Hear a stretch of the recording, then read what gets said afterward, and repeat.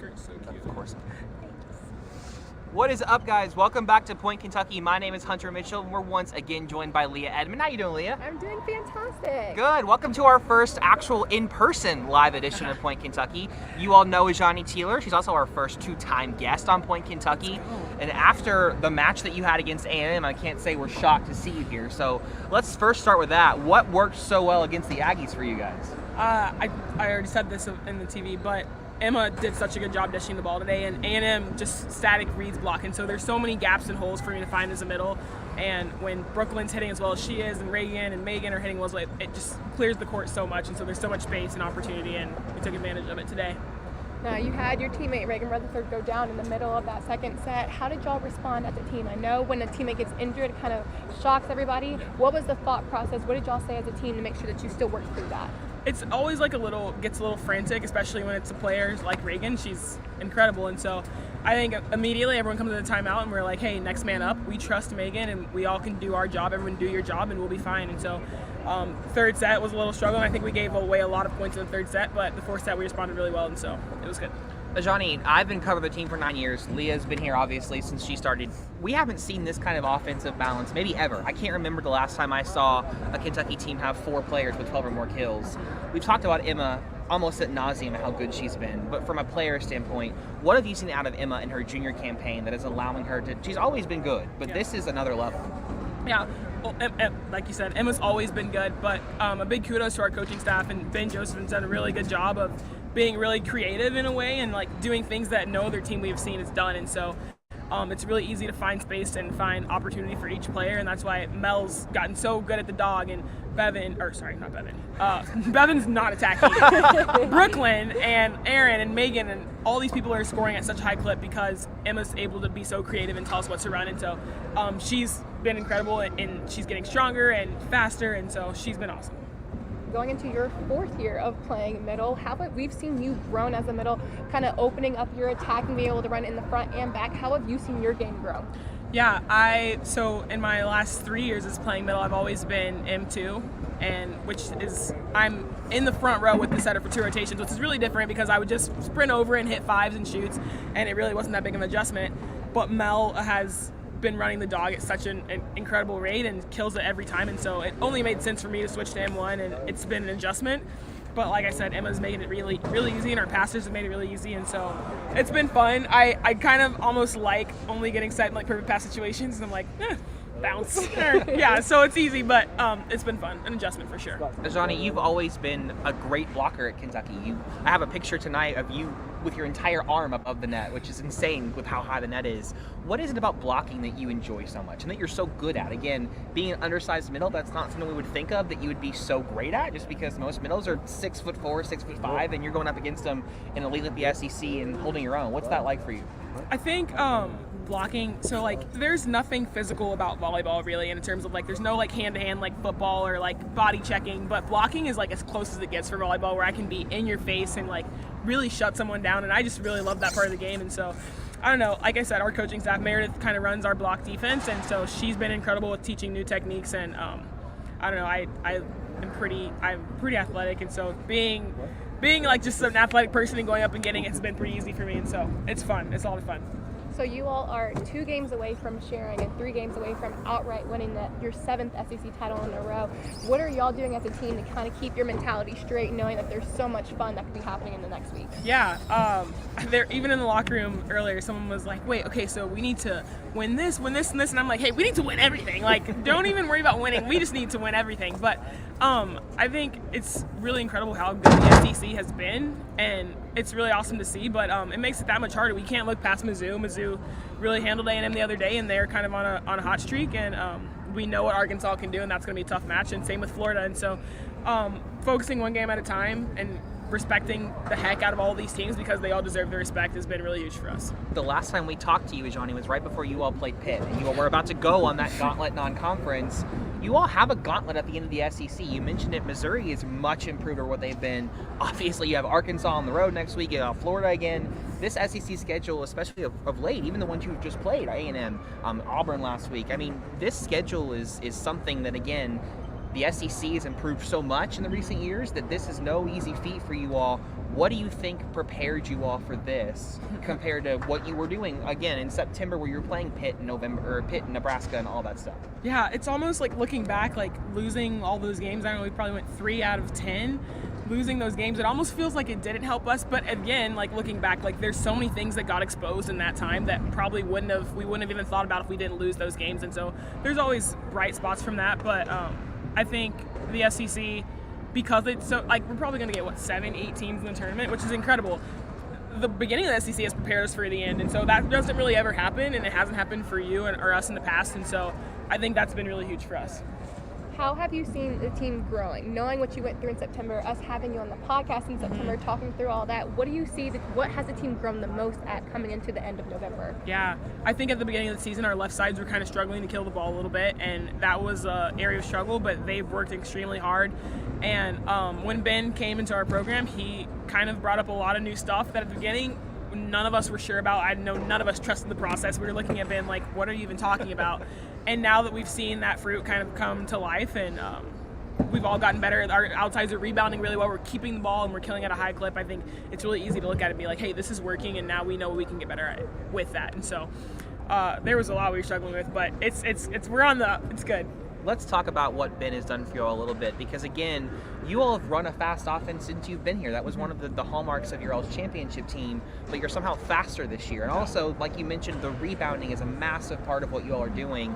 How has Ben changed the way that you all play offense this year? Because you all offensively are one of the most dynamic teams in the country right now. Yeah, like I said earlier, Ben he comes from a men's game, which is just totally different in how athletic they are and things they can do. And so him being really creative and giving us a lot of autonomy and freedom to do a lot of different things has been really awesome for offense, and it's starting to work a lot. And he's so big on kill it or keep it, and so if we can't kill balls, we're setting it into the block, and with that, our covering has gotten so much better, and so it's just everything's elevating from each thing, and it's been really good.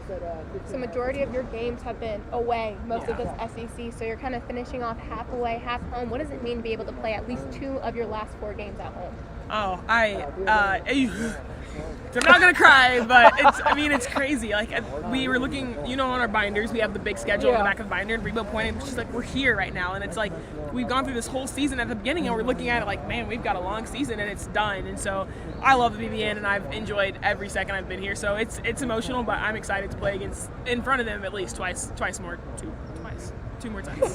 Well, look, we'll finish with a few more questions, but I want to talk a little bit about your defense, because again, the offense has been so good that we've almost overlooked the defense in some ways, because your back line has been so great. Even honestly, when you all were losing those matches, right? That game against Nebraska, you all held your own against one of the best defensive teams in the country.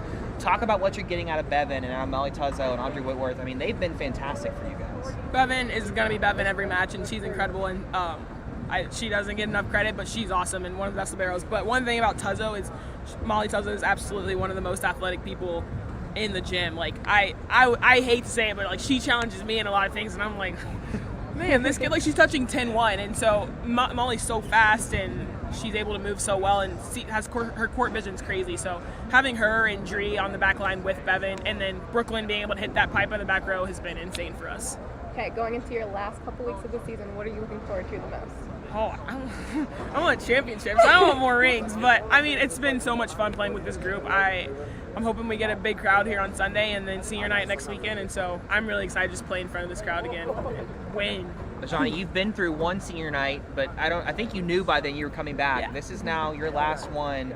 As you reflect on your Kentucky career, it's obviously not over. You'll have a lot more, but what do you want to be remembered for before you leave blue and white? Oh, man, that's a great question. I think I just want to be the person that people feel like I treated them right, and I think I come behind players like Leah and Madison and Allie and Curry and all these people that played at a really high clip, and I think that I held my own against names like you guys, but I just want to be a person where people like, she's a really good person and she treated people the right way, and so I hope I did that. All right, Johnny. Well, thank you so much for joining us. We're going to talk a little bit more about A&M and preview next week, but thank you so much for being our first 2-time guest. Sounds good. Thank you, guys. Thanks, Johnny. We'll see you soon. Bye. All right, Leah, let's talk a little bit about that match. We talked about it, hinted on it. The offense, again, just as balanced as you'll ever see in a volleyball match. Again, 4 players with 12 or more kills. That doesn't happen, at least not in the collegiate game. What'd you see out of them tonight? I mean, 3 out of those 4 sets, Kentucky was hitting at over 300. Finished that last set hitting over 500, which is a ridiculous amount for an entire team. Not just a player, the entire team was hitting over 500, which means that they were making any errors. But really good offensively. Emma did a great job. She had over 53 assists in a 4-set match, which is ridiculous. But did a really good job of spreading out the offense. You saw the pins getting a lot of swings, the middle getting a lot of swings, and back row. So you had your offense firing on all cylinders. And they also did a really good job of putting a lot of serving pressure on A&M. They kept the ball on A&M's side, forcing them to make mistakes, which they did, which in turn gave Kentucky a lot of points. Now that 3rd set, we saw a little dip in their offense. They dropped down, were making more errors, more blocking, but that 4th set, they came back with a vengeance and absolutely went with it. But great all-around offensive game. Defense, we had good defensive things, maybe not the biggest defensive game that we've seen from them this year, but definitely a great all-around win. This kind of win. It's okay to be kind of pushed and challenged at this point of the season, because I think it would hurt Kentucky more if they finished this season off with 4 or 5 sweeps than having a 4-set and a 3-set and making sure they're getting a mix, especially going into that tournament time. The crazy thing that we're talking about the offense is that Reagan went down midway through the 2nd set. Yeah. So they're, again, having 4 players with 12 or more kills, and Reagan is not one of them. She had 5. So if she would have played, you would have probably had 5. And again, we don't see that in women's collegiate volleyball. It's just, you don't get that many players. Usually it's very heavily reliant upon one position, or you might get both pins, but you don't get both pins and both left sides and both middles getting this kind of offensive production. You mentioned Emma. She's now leading the entirety of the NCAA in assists per set as a junior. She was 2nd or 3rd her freshman year. I mean, she's always been doing this. We cannot say enough great things about what the job Madison Lilly has done coming in as on a coaching staff and just mentoring Emma. And again, we've said it since she was a freshman here. So much of Emma's game reminds me of what Madison did when she was at Kentucky. You played with Madison. You know what it's like to play with a setter like that. And so much of what Emma does, just the way that she's not rattled, the way she has a knack for knowing when to set the ball and when. She's a good blocker. She's a great jouster. She had one massive joust tonight. Johnny almost threw her to the ground over it. She chest bumped her so hard. But what Emma has done so much, so impressive what she's done this year.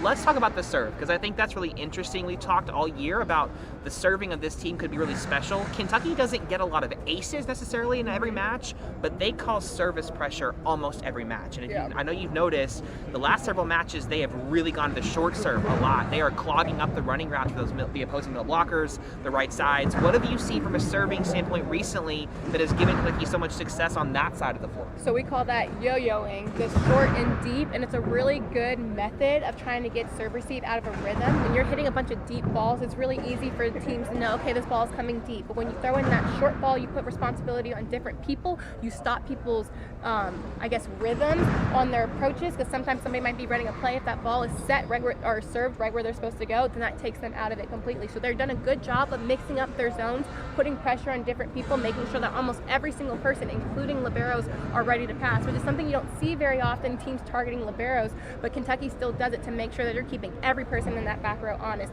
But an interesting stat I saw while I was doing the game on the call was they had 43 aces in preseason, and now they have 90 going through SEC. And so that shows the difference of the pressure we saw in the beginning of the year. They struggled a lot with keeping the ball in, made tons of errors. They made an adjustment, and now they're flying and getting a lot more aces than we thought they would at this point. And that's from both in terms of serving and hitting. They were hitting the ball out of bounds too much too early in the season. We're not seeing that nearly as much anymore either. They're really efficient. Now we have a big 10 days for Kentucky volleyball. Last 3 matches of the season, you got Missouri on Sunday, Arkansas, the big one, the one that you are, you're neck and neck with them and Tennessee for that SEC title race, but obviously you play Arkansas, so that's a big match, and then you finish with Florida at home. This is a 3-game stretch. It's going to be tough. What do you want to see out of Kentucky as they prepare for that NCAA tournament? What do they need to show you before they end the season? Well, like we were talking about with Z, it's an exciting week. You got senior week, the chance to repeat as 7-time SEC champ. You have to stay calm and you have to stay on the game plan. You can't let what's going on affect it, and you can't let people come up and sneak and get you. I definitely know that 3rd set, they weren't expecting Texas A&M to do something like that, but with how they were playing the entire SEC, I was not shocked at all that happened. So they have to be ready for Mizzou. They have a fantastic libero that is very ready to take defense, and you have to realize that all these teams now are just trying to play spoiler. Yeah. At this point, Mizzou definitely is not going to win an SEC championship, and neither is Florida. So what do they have to lose? They're going to definitely put as much pressure on Kentucky, and they're going to play freely. So that means that Kentucky has to play clean and play that the way that they are. And going to Arkansas, they have to play that the way they did when they played Arkansas here. They can't let fear of where they're at in the season, the chance of them losing the game, the chance of them losing the SEC get in the way. They have to come in and just play Kentucky volleyball. And Missouri is a team on the bubble, so they are going to be fighting for a marquee resume. They're a team that I think right now they might be looking outside of the tournament unless something happens around the country. So they're looking for a marquee win to get them in. And if you come to Kentucky and get one on the road, that qualifies as a marquee win. Arkansas is looking to improve their seeding. They're top 10 in the RPI. They were top 10 in the committee's top 10 a couple weeks ago, so they're looking to make their seed even better. Obviously, Florida, look, they're not going to win an SEC title like you said, but they're still very much a top 25 team. They're looking to improve their seed as well. So this is at least 2 tournament teams, one more that likely could be if you know some things shake out for their favor. You've got to come and bring it every single night. And look, even though A&M took a third set on you tonight and you lost that set, that, like you mentioned, that was a good thing for Kentucky. They've been sweeping a lot lately, a problem we weren't having early in the year. We were looking for a sweep. Yeah. They've been doing it a lot lately. To be pushed is not a bad thing, especially when you're getting ready to play Arkansas and Florida. You want to make sure that that team remembers what it's like to lose, and losing a set is kind of a smack in the face. Like, hey, all right, if we're not careful, any team in the SEC can knock us off. So, Absolutely. all right, well, thank you guys so much for joining us. Our first in-person edition of Point Kentucky. Cats have a big 10 days.